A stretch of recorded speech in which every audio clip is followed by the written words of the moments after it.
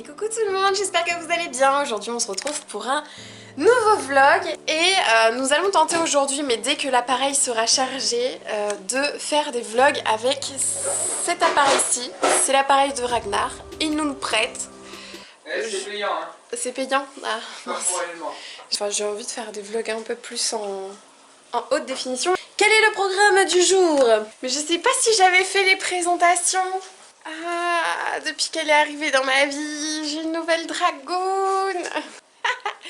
Donc j'ai actuellement une dragoune noire, une dragoune rose toujours, mais on se limite à 2 dragounes dans le lit, ce qui fait que j'ai une dragoune actuellement qui est arrivée dans le placard. Bah là c'est sa place, la pauvre.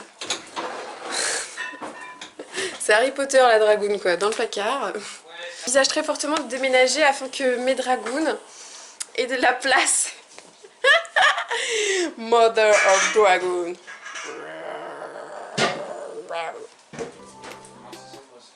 Toujours, je fais pas du tout les bruitages. Le poids n'est pas du tout le même. Le live vient de se terminer et je viens de récupérer du coup la caméra de Ragnar pour la suite de ce vlog.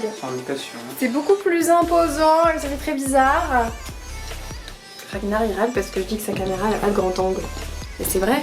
Ah. Enfin, alors, qualité d'image top, galère, plus.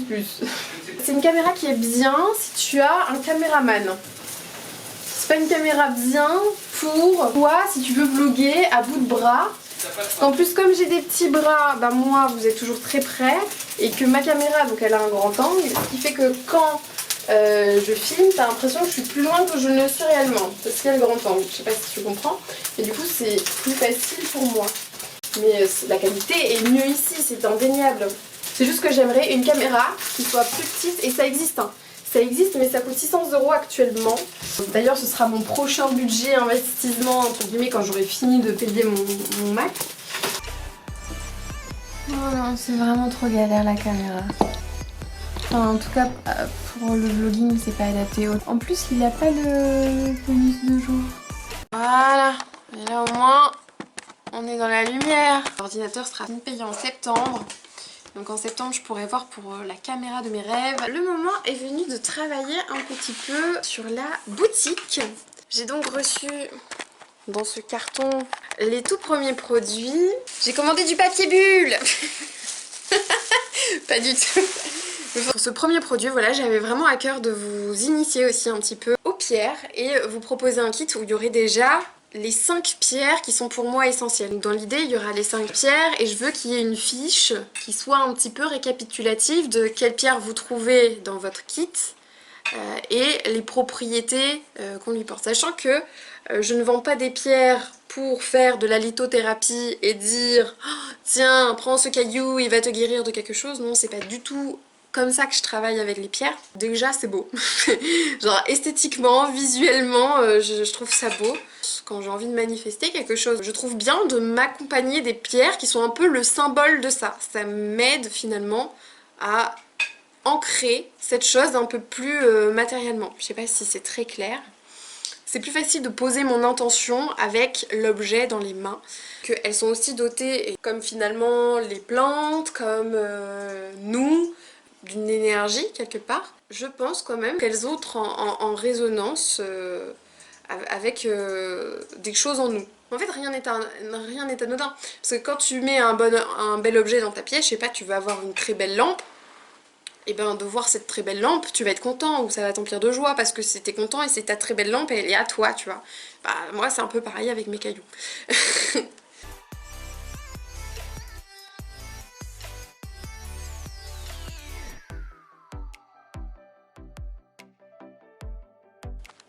Donc je vais envoyer tout ça à Lucille et puis on verra bien ce qu'elle est capable de faire avec ça. J'ai hâte de voir le résultat. Moi, mes pierres que j'ai actuellement. Donc j'ai le cristal de roche que j'utilise et en pendentif que j'ai en prisme. C'est la pierre de la clarté. L'améthyste, c'est la pierre de l'élévation spirituelle, hein, très utile en méditation pour connecter à votre 3e œil. L'œil de tigre que j'ai en pendentif aussi, puisque c'est une pierre de protection qui éloigne les énergies négatives et les personnes négatives aussi.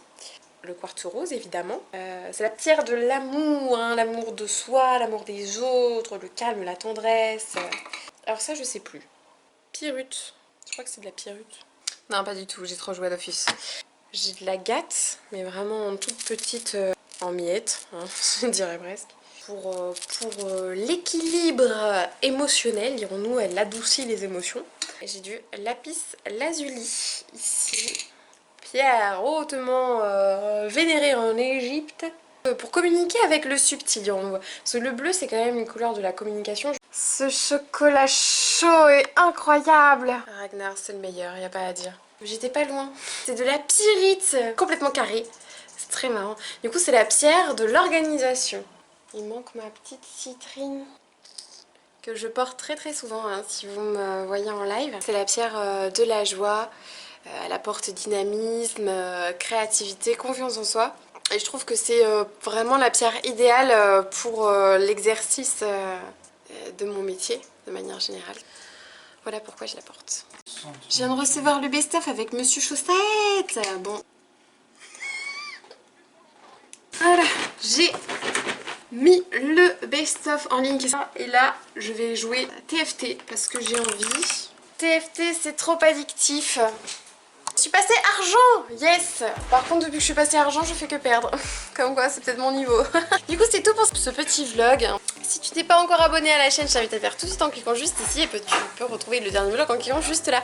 Je te fais des bisous et je te dis à la prochaine.